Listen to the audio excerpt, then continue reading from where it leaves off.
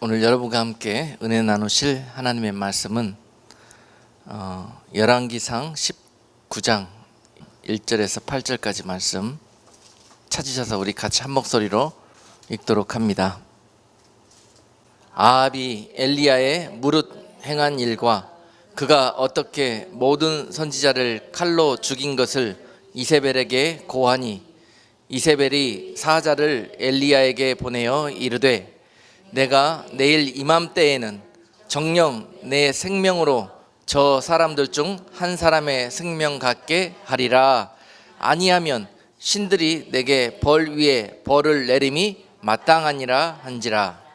저가 이 형편을 보고 일어나 그 생명을 위하여 도망하여 유다에 속한 브엘세바에 이르러 자기의 사환을 그곳에 머물게 하고 스스로 광야로 들어가 하루 길쯤 행하고 한 로뎀나무 아래 앉아서 죽기를 구하여 가로되 여호와여 넉넉하오니 지금 내 생명을 취하옵소서. 나는 내 열조보다 낫지 못하니이다 하고 로뎀나무 아래 누워 자더니 천사가 어루만지며 이르되 일어나서 먹으라 하는지라. 본즉 머리맡에 숯불에 구운 떡과 한 병에 물이 있더라. 이에 먹고 마시고 다시 누웠더니 여호와의 사자가 또 다시 와서 어루만지며 이르되 일어나서 먹으라. 네가 길을 이기지 못할까 하노라 하는지라. 이에 일어나 먹고 마시고 그 식물의 힘을 의지하여 40주 40야를 행하여 하나님의 산 호렙에 이르니라. 아멘. 오늘은 여러분과 함께 큰 승리 후에 찾아오는 함정이라는 제목으로 말씀을 나누도록 합니다.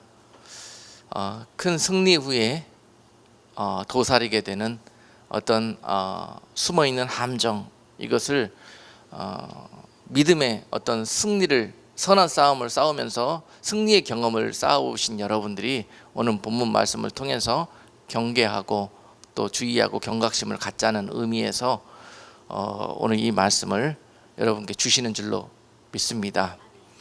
여러분, 오늘 본문의 주인공 엘리야가 얼마나 선지자 중에서 하나님이 귀히 사용하셨던 그 능력의 선지자였습니까?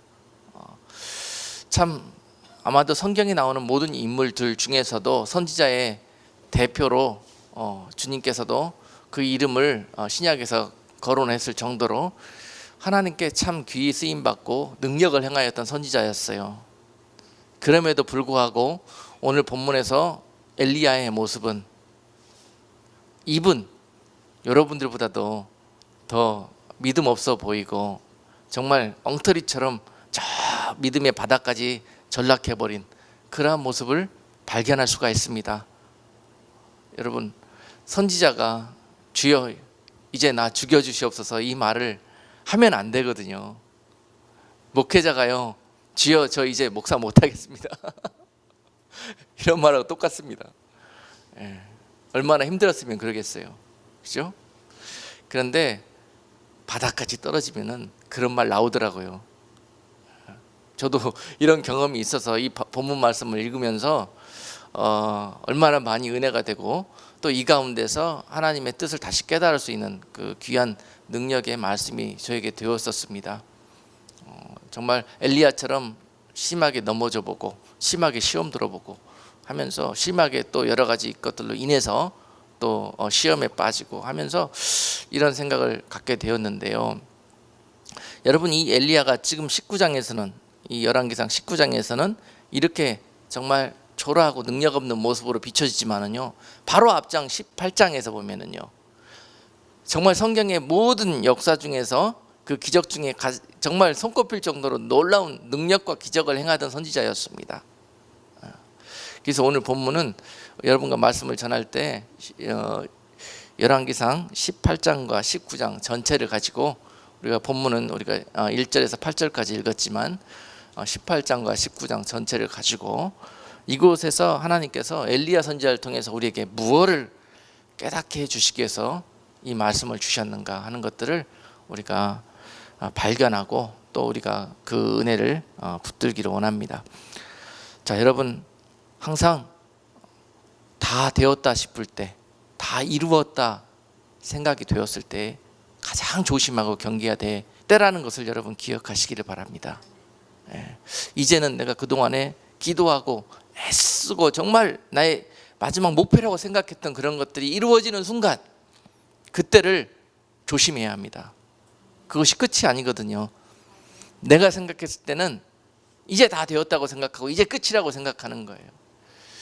오늘 본문의 주인공 엘리야가 거기까지 마음과 생각이 미치지를 못했습니다.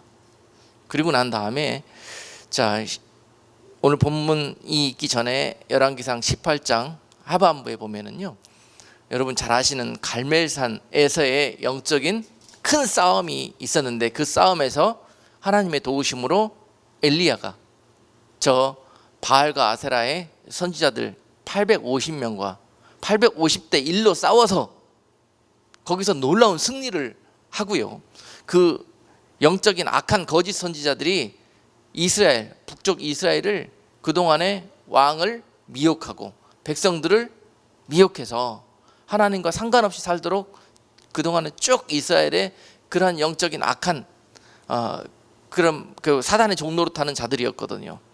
그런 자들을 다 한 방에 물리쳐 버리고요, 그리고 이제는 악한 길로 그 잠자던 길로 백성을 인도해 가던 왕을 이제는 자기가 하나님께로 영적으로 인도할 수 있겠다, 이제 그렇게 되었다 하는 그 선지자로서의, 주의 종으로서의 엄청난 기도의 제목이 응답되는 순간이었습니다.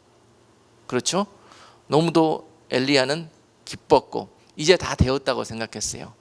이제 이 나라가 정말 하나님께로 바로 돌아가겠다, 이제 그런 감동과 그런 기쁨으로 자기도 모르게 막 이렇게 막 흥분이 되고 아마도 막 기뻐 춤추는 그런 시간이었을 것 같아요. 그래서 이 엘리야가 지금은 어떤 상황이 되었느냐, 이 왕 앞에 이제는 자기가 그 850명이 하던 일들을 자기 혼자서 그 일들을 감당하고자 했던 것 같습니다. 그래서 지금 이 갈멜산에서 엄청난 이 영적 싸움, 그 전쟁이 있은 후에 이제 그 산을 내려오면서는요, 어떻게 장면이 바뀌었습니까? 우리 같이 성경을 조금씩 찾아보면서 말씀을 우리 보고자 해요. 자, 열왕기상 18장 46절에 보니까요, 이 산을 내려올 때 어떤 장면이 연출되고 있냐 하면은, 여호와의 능력이 엘리야에게 임함에 저가 허리를 동이고 이스라엘로 들어가는 곳까지 앞에서 달려갔더라 라고 기록되어 있습니다. 앞에서 달려갔더라.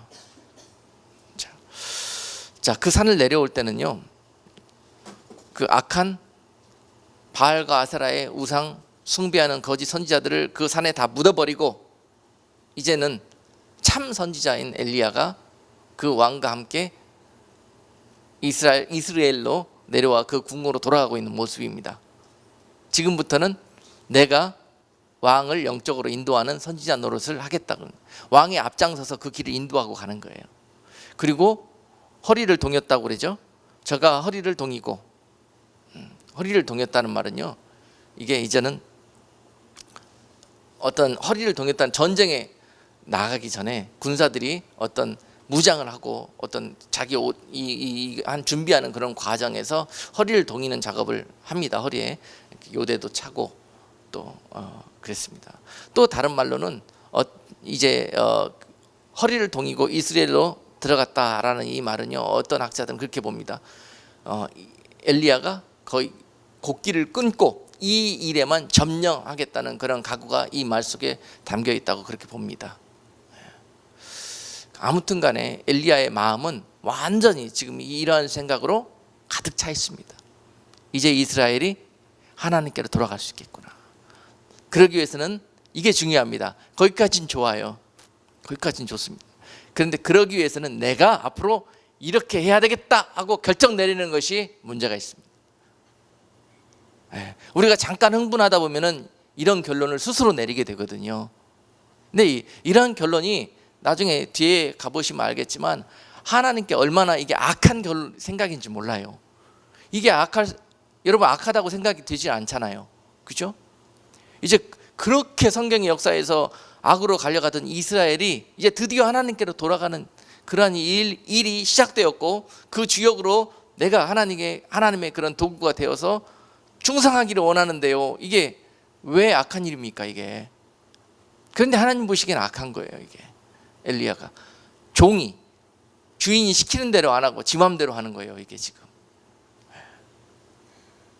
주인의 생각은 종의 생각과 다릅니다. 주인은 이미 다른 계획을 가지고 있어요. 그런데 주인한테 종이 계획을 물어보지도 않고 지 계획대로 주인님 제가 이렇게 해서 이렇게 하겠습니다 하고 좋지요 그렇게 하고 있는 거예요. 지금 좋긴 뭐가 좋습니다. 꿀밤 안 맞으면 다행이지. 그래서 엘리야가 오늘 본문 19장 시작부터 시작해갖고 그 주인에게 꿀밤을 맞는 과정이 나오고 있는 거예요. 그러면서 배우는 겁니다. 많은 이런 실수들 우리가 합니다. 하나님을 위해서 한다고 하는 것들이, 또는 하나님이 나에게 이걸 시켰다고 하면서 내가 내 생각대로 하나님을 위해서 한다고 하는 것들이 하나님께서는 이렇게 충돌을 일으킬 수가 있어요. 하나님의 생각과. 이사야서 55장 보면은 내 생각과 네 생각이 다르다고 기록되어 있어요. 내 생각과 네 생각이 다르다고. 여러분, 누가 생각을 누구에게 맞춰야 합니까? 우리가 우리의 생각을 하나님의 생각에 맞추는 것이 지혜로운 성도입니다. 하나님이 이러한 사람들을 쓰셔요. 가라 하면 가고 서라 하면 서고, 브레이크가 들을 수 있는 그런 성도, 잘 하나님의 말씀에 순종하며 따라갈 수 있는, 바로 이것을 온유라고 표현하지 않습니까? 성경은 온유한 자. 그 주인이 하는 말씀에 내 생각 빼고 내 결단 빼고 하나님의 생각에 내 결단을 맞추는 것, 이것이 너무 중요해요. 여러분들 오늘 이 말씀을 들을 수 있는 그런 영적인 그런 마음의 그릇이 있기 때문에 이 말씀을 주시는 것 같습니다. 참 이해하기 힘든 부분인데요. 그렇잖아요. 우리 살면서 참 하나님을 위해서 내가 한다고 많은 것들 많이 있는데 오히려 그거하고 더 나쁜 결과를 맞이하거나, 또는 내가 생각했던 다른 방법으로 뜻하지 않게 많이 그것이 낙심이 되고 나에게 오히려 이것이 화처럼 느껴졌던 그런 경험들 참 많이 하셨으리라 믿습니다. 이유가 바로 오늘 본문에서 그 답을 찾아볼 수 있기를 원합니다. 자, 여러분, 엘리야의 마음이 그 선지자들 850대 1로 싸워서 그들을 하나님의 능력을 힘입어서 이겼지요. 그런데 이기고 나면은요, 그 순간은 우리가 하나님 도우심으로 이겼다고 그래요. 그런데 좀 지나고 나면은 백성들이 엘리야 최고라고, 엘리야밖에 없다고 이런 말 한두 번 듣기 시작하잖아요. 그러면 나도 모르게 내가 850명과 싸워서 이겼다고 그래요. 사람이 그렇습니다. 사람이. 그러고 나서 또 조금 있다 보니까는 이제 지금 이 아합 왕이 다스리는 이 북이스라엘이 하나님의 저주를 받아가지고요, 지금 가뭄이 들어가지고 비가 오지 않습니다. 몇 년 동안 지금 비가 오지 않는 상황이라 완전히 온 나라가 말랐어요. 그래서 정말로 비가 오지 않으면 이제 내년 농사가, 내년에 나라의 흥망성쇠가 보장을 받을 수가 없습니다. 그래서 온 나라의 관심이 비입니다. 비가 와야 되는데. 그러니까 더욱 어떻게 하겠습니까? 여러분, 바알이 어떤 신이죠? 어떤 우상이죠? 하늘의 비를 주장하는 우상이에요. 바알이.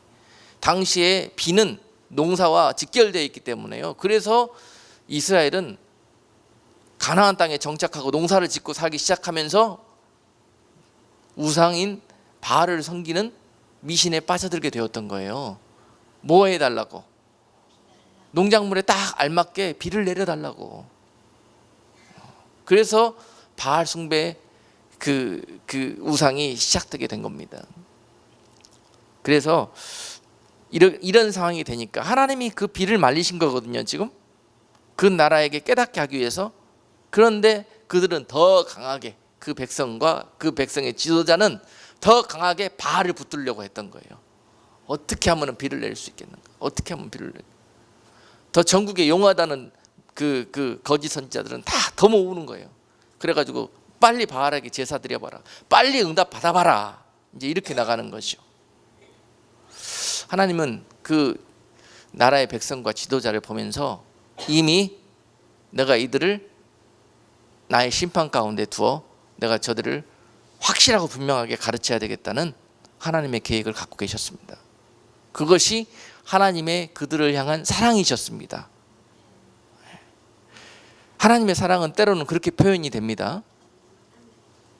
가뭄으로 찾아올 수가 있고, 기근으로 찾아올 수가 있고, 전쟁으로 찾아올 수가 있고, 이와 같이 이스라엘처럼 계속 악으로 하나님과 정반대 방향으로 달려가는 하나님의 자녀들을 붙들어 오기 위해서는요, 그 하나님의 사랑이 때로는 그들에게 그렇게 표현될 수 있단 말입니다. 이게 하나님의 생각이고 우리들의 생각은 뭐냐? 좋으신 하나님은 절대 우리에게 그럴 수 없는 분이시라고 생각해요. 그렇죠? 근데 하나님은 성경의 역사를 보면은 사랑하는 자들에게 더 특별히 이렇게 책망하시고 회초리로 다루시고 또 그들을 이런 식으로 간섭하셨어요. 때가 되면은 반드시 죄에 대해서 또 하나님을 떠나가는 그들의 그 악행을 그냥 두시지 아니하고 하나님은 반드시 이와 같은 방법으로 다루셨습니다. 지금도 마찬가지십니다.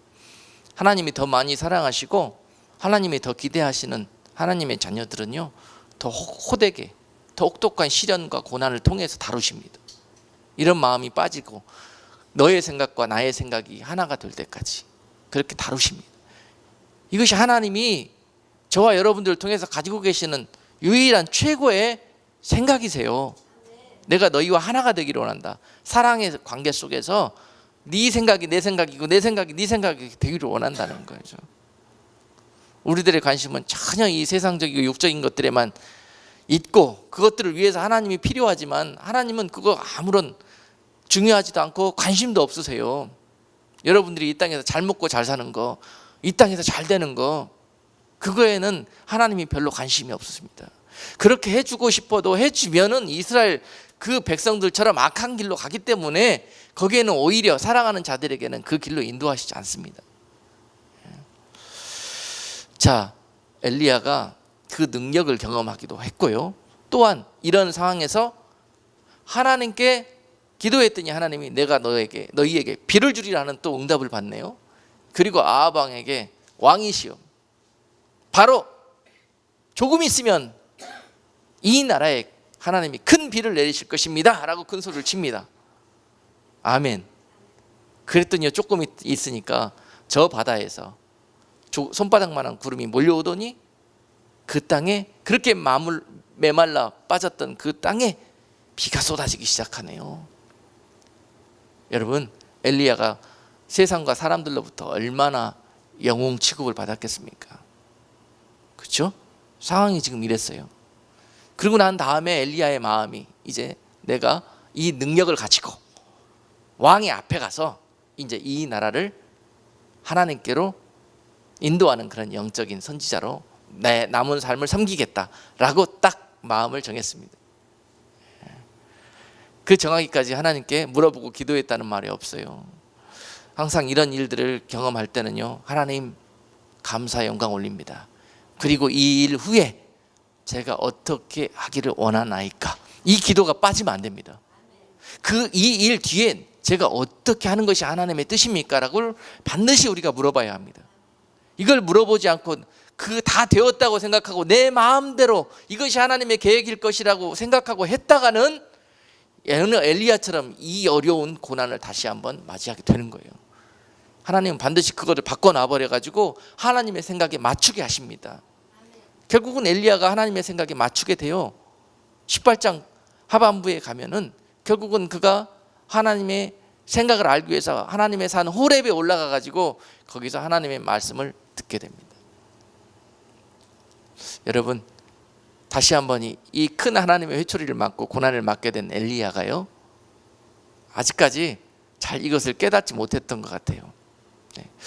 하나님의 그 큰 능력을 경험하고서도요, 하나님이 그렇게 어마어마한 amazing, His power is amazing, almightiness, 하나님의 능력은 우리가 형용할 수 없는 그러한 분이시라는 것을 늘 고백하면서도요, 오늘 그 하찮은 여자 이세벨이 하는 그러한 입으로 하는 악담과 저주와 경고, 이 한마디를 듣고 사람이 완전히 미쳐버렸습니다.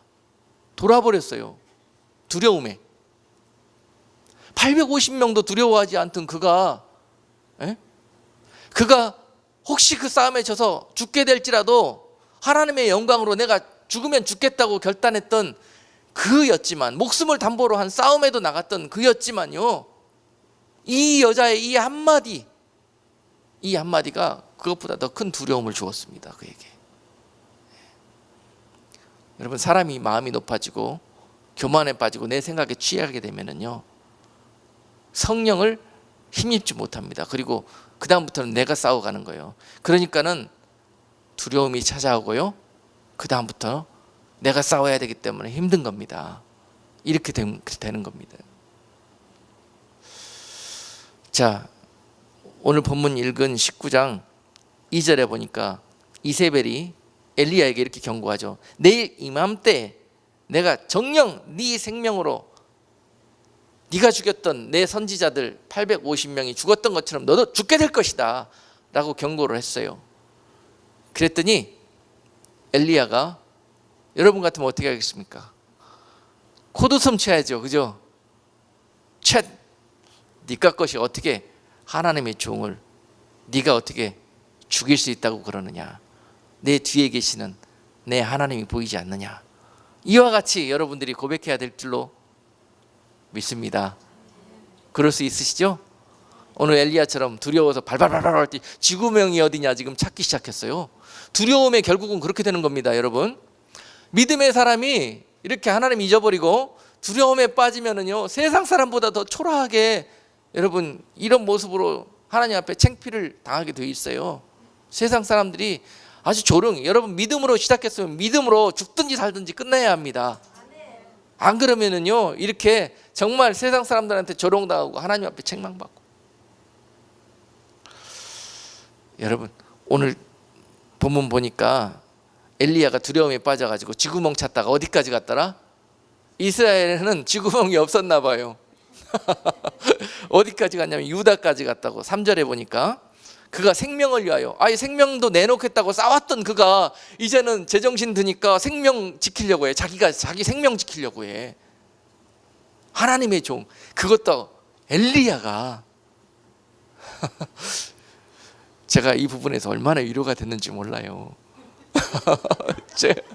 저 부끄럽지만 저도 이런 적이 몇 번 있었거든요. 그러면서 너무 부끄럽고 이렇게 깨나고 나니까 정말 창피하고 그랬던 적이 있었는데, 하나님의 종 엘리야도 이런 적이 있었구나. 그러면서요, 이게 그리고 난 다음에 본문 말씀을 통해서 하나님이 응답을 주시더라고요. 하나님은 네가 그랬어 이놈의 자식, 그러면서 거기다 다리 몽둥이 부러뜨리고 사막에다가 매장시켜버리는 하나님이 아니세요. 하나님의 사명을 맡은 자들은 그 사명이 끝나기 전에 자기가 죽고 싶어도 죽지 못합니다. 함부로 죽으려고 생각하지도 마세요.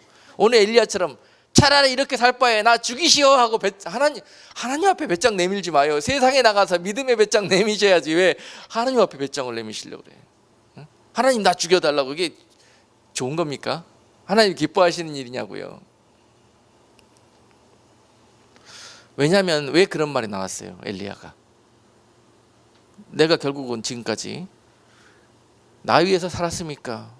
하나님의 종으로 하나님 시키는 일 하면서 하나님 위해서 내가 지금 생명도 아끼지 아니하고 여기까지 걸어왔는데, 주여 지금 종국에 와서 종말이 이게 뭡니까? 이게 내가 저 여자 하나한테 쫓겨가지고 지금 이 사막까지 쫓겨와서 이 로뎀 나무 밑에 그 그늘에 내 생명을 맡기고 이렇게 하루하루 연명해서 살 바에야 차라리 죽는 게 낫겠습니다.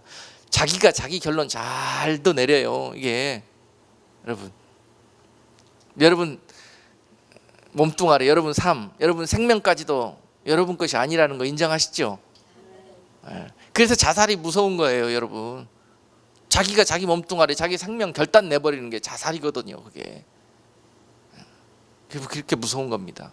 하나님 없이 그렇게 믿음 줬던 사람들이 자살하는 이유가 오늘 엘리야처럼 어떤 큰 낙심과 그런 고난 속에서 이것을 믿음으로 이겨내지 못하고 하나님의 뜻을 보지 못하고 난 다음에 사단에 사로잡힌 자신이 내린 결론, 그것이 바로 자살이에요. 자살.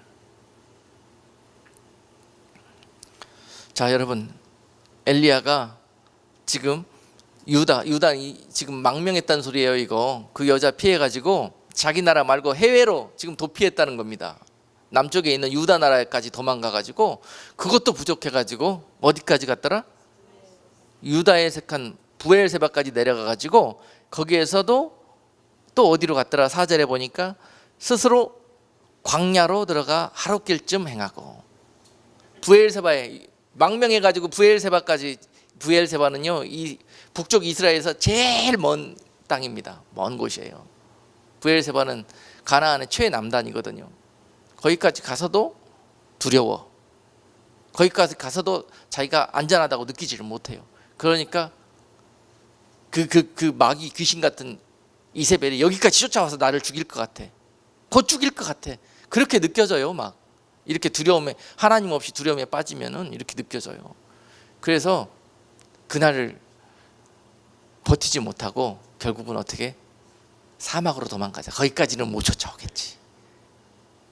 광야에 가서 거기에 숨자. 숨을 곳이 어디 있다고. 거기 가면 그 떼약볕과 추위 속에서 당장 이세벨한테 안 죽어도 그냥 죽게 될 텐데, 사람이 내 생각에 취하게 되면은요 그런 결론을 내린다니까요. 그런데 여기서 로뎀나무는요 예수님을 뜻하거든요. 예수님을 뜻해요. 그런 어리석고 죄부만 자가 내린, 자기 생각에 빠져서 내린 결론도 하나님이 그대로 죽게 버려두시지 아니하고 따라가셔서 거기가 로뎀나무가 되어주신 거예요. 아멘. 그런 불충한 종을 지키시고 도와주시고 살리려고. 사실요 여러분, 로뎀나무가 쌀이나무거든요. 쌀이나무. 이파리도 없고 아주 그 그늘을 만들어야 봐야 조그맣고 빈틈투성이인 그런 그늘밖에 만들 수가 없어요. 그렇잖아요. 예수님이 모퉁이 돌 되시고 버림받은 돌 되셨잖아요. 사람들이 예수님을 피할 수 있는, 우리에게 그늘이 되어줄 수 있는 분이라고 생각지 않고 그 돌을 버려버렸잖아요. 그런 것처럼 로뎀나무도 그런 존재였습니다. 사막에서. 그러나 그 로뎀나무가 엘리야에게는 아주 아름다운 피난처요 은신처가 되어주셨죠. 도움이 되어주셨죠. 그래서 자, 오늘 그렇게 고백하잖아요. 여러분, 이렇게 시험에 빠져도 다른 데 가서 기대지 마시고 로뎀나무 밑에 기댈 수 있는 여러분 되기를 주님의 이름으로 축복합니다. 그 보여야 돼요. 저 밑에 들어가면 내가 쉼을 얻겠구나. 저 밑에 들어가면 이 사막 떼약볕 속에서도 내가 생명을 얻을 수 있겠구나 라는 그 믿음이, 그것이 여러분들을 지켜줄 수 있습니다. 그 믿음이 오늘 엘리야에게 하나님의 은혜가 임하게 되었던 것이에요. 4절 보니까 스스로 광야에 들어가 하룻길쯤 행하고 한 로뎀나무 아래 앉아서 죽기를 구하여 가로되 여호와여 넉넉하니 지금 내 생명을 취하옵소서. 로뎀나무 아래 찾아 들어간까지는 좋았는데 거기 가서 왜 죽여달라 그래요. 그런데 저 이런 말씀하시는 분들 참 종종 봅니다. 엘리야한테 배워서 그런지 몰라도 우리 그런 말 하지 맙시다. 하나님 앞에. 하나님이 저 이렇게 연단시킬 거면은 차라리 데려가세요. 믿음 좋은 말 아니에요. 이거 하나님이 기뻐하시는 말도 아니에요. 오죽했으면 내 속에서 푸념처럼 나오는 말이야. 그렇죠? 여러분, 진심도 아니죠. 이 푸념처럼 나오는 거예요. 입버릇처럼. 그런데 이런 푸념 자꾸 늘어놓는 것 때문에 연단이 길어지는 거예요. 자, 그에게 하나님이 이제 은혜를 베푸시는데요. 하나님의 사자를 로뎀나무 아래 누워 자고 있는, 지쳐 쓰러져 있는 이 상태는요, 완전히 영과 육이 피폐해질 대로 딱 번아웃 돼버리고 고갈되어져 있는 상태입니다, 엘리야가. 그런데 생각해 보세요. 불과 하루 전에는 성령이 충만하고 하나님의 능력이 충만해서 불도 하늘에서 내리게 하는 기도를 할 수 있었고, 기도하면은 하늘에서 마른 땅에 비를 내릴 수 있는 그 능력을 행하던 바로 하나님의 종이었습니다. 불과 하루 전에. 하루 후에는 세상에 이런 나락으로 떨어질 수도 있다는 것을 여기서 볼 수 있어요. 오늘 여러분, 믿음 있다고 결코 우리가 자랑하고 자만할 일이 아닙니다. 내가 지금 어떤 하나님의 은혜 가운데 큰 눈에 보이는 업적과 정말 하나님의 슈퍼 내추럴한 그런 기적을 맛봤다고 해서요, 그것이 끝이 아니라는 거예요. 불과 하루 뒤에 내가 어떻게 될지 모릅니다. 안심하고 자만할 일이 아니에요. 하나님이 나를 도구 삼아서 하나님의 일들을 행하여 가시는 것 뿐이지, 나는 도구일 뿐이지, 그것을 내가 했다고 생각하는 순간 오늘 엘리야의 꼴이 되게 되는 겁니다. 참 이게 오늘 본문 말씀을 통해서 저와 여러분들이 배울 교훈이거든요. 아무리 큰 능력을 크게 행했으니까 이 엘리야처럼 이 지경에 가는 겁니다. 그래서 우리가 오늘 말씀의 제목처럼 어떤 큰 싸움의 승리를 통해서 그 뒤에 도사리고 있는 함정, 마귀가 파놓은 함정, 아직 그 승리가 끝이 아니에요. 주님 오시는 날까지 그 싸움은 계속됩니다. 잠시 잠깐의 승리는 있을 수 있습니다. 그러나 그것으로 우리가 방심하고 만족했다가는 바로 그 뒤에 함정 속에 엘리야처럼 빠지게 된다는 것입니다. 이것을 우리가 늘 경계하고, 설령 그 함정에 빠졌다 할지라도, 엘리야도 빠졌는데요, 저와 여러분이라고 한 번이 아니라 수도 없이 빠지게 되지요. 하나님께 여러분 은혜 받았죠? 하나님 앞에 기도에 큰 응답도 받아본 적 있지요? 그러고 난 다음에 어떻게 사셨습니까? 그러고 난 다음에는 이제 다 됐다, 이제 다 받았다, 이제 끝났다 생각하고 기도 안 하고 게을러지고 내 마음대로 살기 시작하고, 우리가 이렇게 살지 않았나요? 오늘 우리에게는 그런 하나님의 경고가 이 말씀 속에 숨어 있습니다. 그래서 네가 그런 일들을 당하게 되었다고, 또한 우리에게 그 이유를 말씀해 주십니다.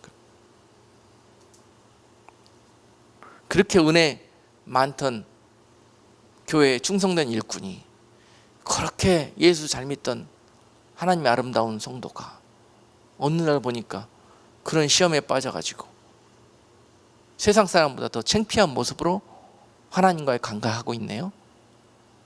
왜 그렇게 됐을까요? 왜 그 하나님의 큰 은혜 가운데, 하나님의 그 큰 주신 그 믿음 가운데 거기에서 멀어져서 지금 로뎀나무 아래서 이처럼 나 죽여주시옵소서 하는 그런 믿음의 삶을 살아가고 있는 것일까요?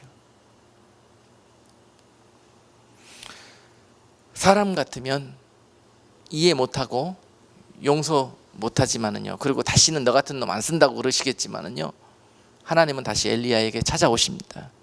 이것이 하나님이십니다. 아멘. 우리가 성경을 공부하고 항상 말씀 들을 때마다 하나님이 어떤 분이신가를 잘 여러분들이 말씀을 통해서 이해하셔야 해요. 성경 속에서 드러내 보이시고 있는 하나님의 모습들이 하나님이십니다. 우리는 눈으로는 하나님을 볼 수가 없어요. 하나님의 말씀이 바로 하나님이십니다. 그리고 그 말씀 속에 숨어있는 하나님의 뜻이 하나님의 성품이십니다. 거기에서 하나님이 어떤 분이신가를 아셔야 해요. 하나님은 우리에게 가뭄도 안 주시고 기근도 안 주시고 전쟁도 안 주시고 그런 평화의 왕이시라고 우리가 잘못 배웠는데요, 하나님은 오늘 죄범한 이스라엘처럼 하나님과 멀어지고 계속 우상 숭배에 빠지는 그 백성들을 사랑하시기 때문에 그냥 두시지 아니하시고 칼과 기근과 연병과 많은 하나님의 회초리로 그들을 다루셨다는 거예요. 그것이 하나님이십니다. 그분이 하나님이세요. 요새 기복주의로 찌들어져 있는 교회는요, 그 하나님을 가르치지 않습니다. 여러분 하나님 잘 믿으면 무조건 잘 됩니다. 세상적으로 떵떵거리고 좋은 직장 갖고 좋은 학교 가고 자녀들 뭐를 했든지 다 잘 되고 여러분 사업에도 뭐든지 다 잘 되고 이건 부분적으로 하나님을 아시는 거예요. 그리고 그 백성들이 좋아하는 것 그런 것들만 뽑아가지고 이것이 하나님이라고 그들에게 하나님의 일부분만을 가르치는 거예요. 망하는 겁니다. 이게 오늘 아합과 같은, 그리고 아합의 선지자들이 행했던 그런 악한 하나님을 마치 우상처럼 그 백성들에게 가르치는 그러한 모습, 그러한 나라, 그러한 지도자, 그런 교회들을 하나님이 이미 책망하시고 심지어 심판하시는 계획을 갖고 계신단 말입니다. 이것이 하나님의 뜻이거든요. 근데 오늘 엘리야가 그 하나님의 뜻을 이해하지 못하고요, 하나님 가만히 계셔 보세요, 내가 가서 이제부터는 한번 바로 잡아 보겠습니다, 그런 거예요. 하나님이 네가 한다고 될 것 같으냐? 그 백성은 내가 심판하지 않으면 나에게 돌아오지 않는다. 하나님이 이렇게 먼저 결론을 내리셨단 말입니다. 그래서 하나님이 이제는 그 백성들에게 엘리야를 도구로 하나님의 경고를 준 거거든요. 그죠? 갈멜산에서 경고를 주고, 그 비를 말리시니까 하나님이시고 비를 내리시니까 바알이 아니라 하나님이라는 걸 그 백성에게 보이셨거든요. 그러고 난 다음에 그 백성들에게 회개를 촉구하려고 했거든요. 그런데 엘리야가 그 하나님과 백성들 사이에 딱 껴가지고 그 백성들이 하나님을 바라보지 못하게 하고 누구를 바라보게 했다? 엘리야를 바라보게 했다는 거예요. 그 왕이 하나님을 바라봐야 되는데 누굴 바라보게 했다? 엘리야를 바라보게 했다는 거예요. 이것이 문제입니다. 이것이 죽을 죄를 진 거예요, 이게. 그러니까 죽여주시옵소서 소리가 나온 거예요. 얼마나 힘들었으면 죽여주시옵소서 그러겠습니까? 이것이 얼마나 두려운 일인지 모릅니다. 좀만 잘 되고 좀만 하나님이 능력 주시고 좀만 풀어주시면은 바로 그냥 내가 했다 그러고 내가 다 할 것 같다 그러고 바로 이렇게 나오는 우리들의 모습이 훈련되어질 때까지 여러분들은 쉴 새도 없이 로뎀 나무를 들락날락 하게 될 것입니다.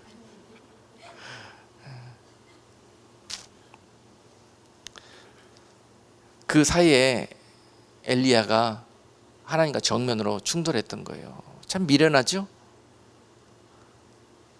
우리는 하나님을 위해서 한다고 하는 일들이 하나님께 때로는 얼마나 큰 거침돌이 되고 장애물이 되는 건지 여러분이 오늘 사건을 통해서 이제 깨닫겠죠? 네. 하나님을 위해서 내가 이렇게 하겠습니다 하는 것도 잘 생각해 보세요. 하나님 지금 이것을 원하시고 이게 하나님의 계획인가를. 다 터지고 로뎀 나무 아래 가봐야 꼭 안 되니까요. 이때 엘리야가 그때 깨달았으면 얼마나 하나님 좋으시고 엘리야 좋고 그렇겠습니까? 그렇죠? 생각이 모자라서 결국은 몸뚱아리가 심하게 고생을 하게 되는 겁니다. 몸뚱아리가 어리석은 우리들의 생각에 죗값을 다 치르는 거예요. 하나님께서 야 내가 그 땅에 이제 미사일을 쏴가지고 폭발을 시킬 건데 말이다, 빨리 내 백성들아 피하라 나와라 그러거든요. 그런데 주여 그리하지 마옵소서 제가 어떻게 해보겠습니다 하고 거기서 끝까지 버티고 있어요. 이 말씀 들으니까 생각나는 구절이 있죠. 롯, 소돔과 고모라 땅에 하나님이 심판하시려고 유황불을 떨어뜨리려고 하는데요, 하나님의 계획은 이미 정해졌거든요. 그 악한 땅을 그렇게 해서 하나님이 치리하시겠다는 계획을 정하셨는데 결국은 거기에서 롯의 가족들이 행하고 있는 모습들이 바로 하나님의 뜻을 제대로 이해하지 못한 하나님의 종들이 가지고 있는 모습이라고 저는 생각을 합니다. 어떤 이들은 하나님의 그 계획을 농담으로 여기기도 하고, 어떤 이들은 하나님의 계획을 그래 그럴 법도 한데 뭐 그러면서 지체하고 즉시 순종하지 않고 망설이고 계산하고, 하나님이 그렇다면 그럼 나는 어떻게 하지? 내가 하나님이 그렇게 하실 때 나는 어떻게 그 가운데서 이익을 보지? 어떻게 나만 쏙 빠져가지고 살아남아 볼까? 어떻게 나만 쏙 어떻게 그 이익을 좀 챙겨볼까? 하나님의 종들이 그러고 있지.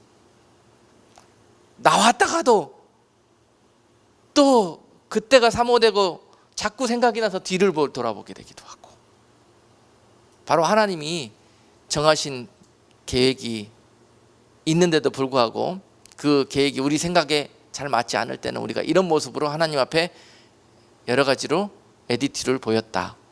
그래서 그런 일들을 만났다.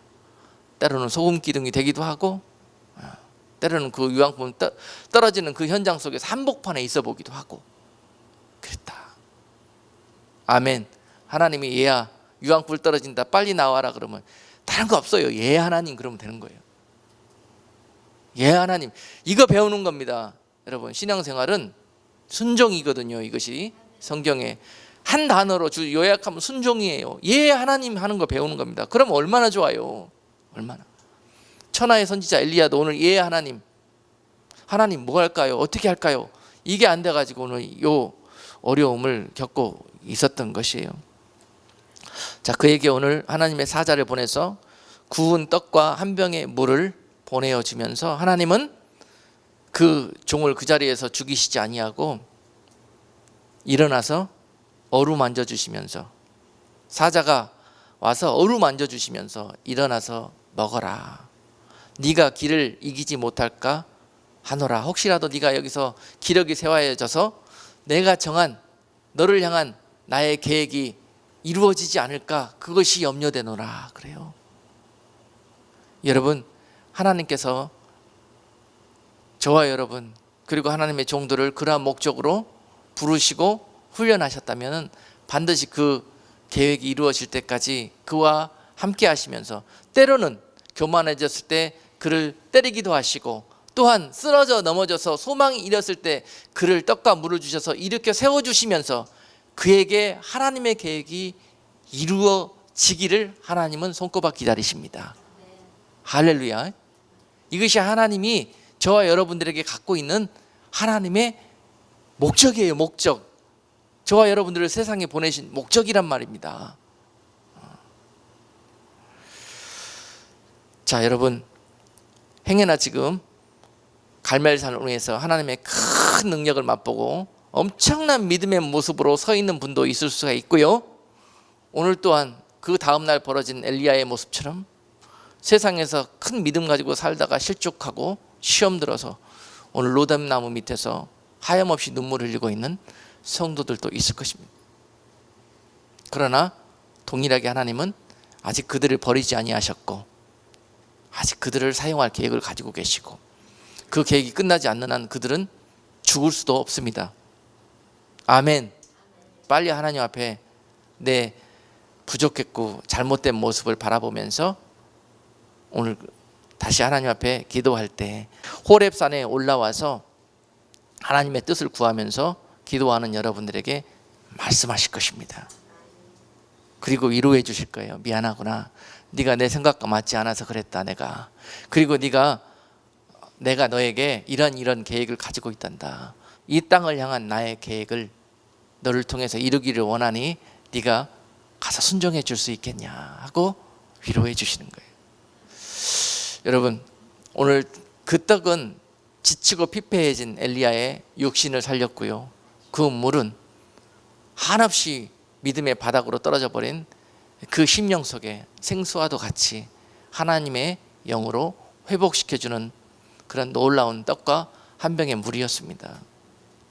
오늘 여러분, 아직도 끝나지 않았습니다. 주님은 여러분들에게 그 구운 떡과 한 병의 물을 준비하시면서, 얘야 다시 한번 이거 먹고 힘내보지 않으련, 다시 한번 이제는 너 혼자 걸어가지 말고 달려가지 말고, 자신 있다고 능력 있다고 너 혼자 해보려고 하지 말고 이제 나랑 한번 기도하면서 나와 같이 동행하면서 그 일을 이루어 가보지 않으련. 할렐루야. 네, 아직 엘리야에게는 3가지 사역이 남아 있었습니다. 그 사역이 무엇이었는지 이제 말씀을 해주시는데요, 하나님은 아까 말씀드렸다시피 그 이스라엘을 심판할 계획을 갖고 있었거든요. 그래서 그 심판을 어떻게 할 것인지도 다 계획이 이미 돼 있습니다. 하나님이. 그래서 19장 15절 16절 보니까 그가 해야 될 세 가지 사명이 무엇인지를 가르쳐 주십니다. 이제 첫 번째는 여호와께서 저에게 이르시되 너는 네 길을 돌이켜 광야로 말미암아 다메섹에 가서 이르거든 하사엘에게 기름을 부어 아람 왕이 되게 하고. 첫 번째 엘리야가 해야 될 남은 사역은 뭐냐면은 아람 나라의 왕을 바꾸는 거였습니다. 아람 나라에 이제 새로 벤 하닷을 물리치고 하사엘이라는 사람을 아람의 새로운 왕으로 삼는데요. 결국은 그 하사엘을 통해서 아람 땅을 심판하고 먼저 그 아람 땅을 강하게 만들어. 이게 아수르거든요. 나중에 아수르로 자라나게 됩니다. 결국은 이 아수르가 달려와 가지고 이스라엘을 어떻게 합니까? BC 586년에 586년이 아니죠. 그건 유도고 722년에 결국은 그 아수르가 북이스라엘을 멸망시킵니다. 이 하나님의 심판이죠. 그 심판을 지금 준비하는 거예요. 아람 나라의 아수르, 강한 아수르 군대가 되게 하고요. 그것이 지금 엘리야 선지자를 손을 통해서 거기가 기름 부으래요. 하나님이 그 일을 허락했다는 겁니다. 이스라엘이 어쩌다가 아수르한테 멸망하게 되느냐, 이게 하나님이 정하신 뜻이라는 거예요. 결국은 이 일 이후로 심판이 이루어지는 그 BC 722년까지 오랜 시간이 지난 후에 이 예언이 성취가 됐습니다. 그러나 그 사이에 만약에 이스라엘이 회개했다면 아마도 그런 일들은 없거나 지연됐을 거예요. 근데 결국은 그렇게 되었습니다. 그리고 두 번째 엘리야를 통해서 하나님이 하셔야 되는 일들이 뭐였냐면은 이제 유다 나라에는 어떤 일들이 벌어졌느냐. 자, 그동안에 이스라엘 나라에 북쪽 이스라엘은 어떤 일들이 벌어지게 되느냐. 역시 마찬가지 하나님의 심판인데 그동안에 아합은 아무리 왕조의 꽃을 피웠던 왕이었거든요. 왕조가 바뀌어 버립니다. 이시 왕조가 김씨로 바뀌게 만드는 일을 구테타지요. 북이스라엘이 그렇게 일어나게 하는데 그 구테타를 일으키는 주역을 예후라는 사람을 하나님이 이미 정해놨어요. 그리고 예후한테 가서 네가 기름 부어가지고 그 일이 되어지게 하라는 거예요. 심판입니다. 아합 왕조, 오므리 왕조를 심판하고자 했던 하나님의 계획이, 엘리야 네가 그 일에 기름 붓는 종이 돼야 되겠다. 그리고 세 번째는 네 대신에 이제 하나님의 선지자 사역을 할 또 다른 인물 엘리사를 하나님이 정해 주셨는데, 또한 영적인 어떤 새로운 하나님의 일들을 행하실 그런 종을 예비하는 일에 네가 또 기름 붓는 도구로 나머지 일들을 감당해 줘야 되겠다. 아멘. 자, 이 일을 마치자 어떻게 했습니까? 엘리야의 생각은 내가 앞으로 아합 왕과 함께 이 이스라엘의 영적인 핵심 지도자로 이 나라를 영적으로 다시 부흥시키고 회개시키는 그런 주역이 되고자 했지만, 하나님 아니래요. 나는 너를 심판의 도구로 쓰려고 그러는데 왜 네가 그 중심에 들어가고 네가 그 주인공이 되려고 그러느냐. 여러분, 이게 저를 완전히 제 생각을 바꾸게 만들었던 놀라운 능력의 말씀이었어요. 제가 가지고 있던 모든 생각, 하나님과 충돌했던 생각이 한꺼번에 다 이해가 되고 순종할 수 있는 그런 저에게 은혜를 주었던 말씀이었어요. 예. 내가 너를 물러나게 해야 되겠다는 게 내가 정한 뜻인데 왜 너는 거기서 계속 주인공 노릇하고 주역이 되려고 그러고 있느냐. 아멘. 여러분, 때로는 그렇습니다. 내가 그것을 다 이루었습니까? 다 했다고 생각했습니까? 그러면 하나님은 때로는 나의 생각은 이제 다 내가 해놨으니까 거기에서 대장 노릇하고 주인공 노릇하고 싶은 게 사람의 마음이에요. 근데 하나님은 넌 거기까지 했으면 넌 빠져. 그 다음부터는 내가 다시 할 거야. 다른 사람 시켜서 할 거야. 내가 예비해 놓은 사람이 있으니까 넌 거기까지 하고 빠져라. 그러면은 뭘 배워야 된다고요? 예, 하나님. 아멘. 거기서 엘리야처럼 아니 하나님 이러실 수가 있어요. 내 평생을 들여갖고 내 전 재산을 들여가지고 내가 뭘 해서 이렇게 해놓으니까 이제 와가지고 나를 내치실 수가 있습니까? 이런 사람의 생각으로 오늘 엘리야처럼 시험에 빠질 수가 있습니다. 그렇습니다. 내가 너를 왜 빠지라고 그랬느냐? 내가 너에게는 다른 일을 맡길 일이 있어. 내가 다시 새로운 일들을 너에게 다 예비해 놓은 것이 있어. 과거만 쳐다보고 과거에 되어진 일 속에 푹 빠져갔다가는 오늘 엘리야처럼 이런 일들을 경험하게 되는 거예요. 오늘 제가 불구덩이 속에서 이 능력의 말씀 붙들고 하나님의 놀라운 그런 섭리를 깨달았었어요.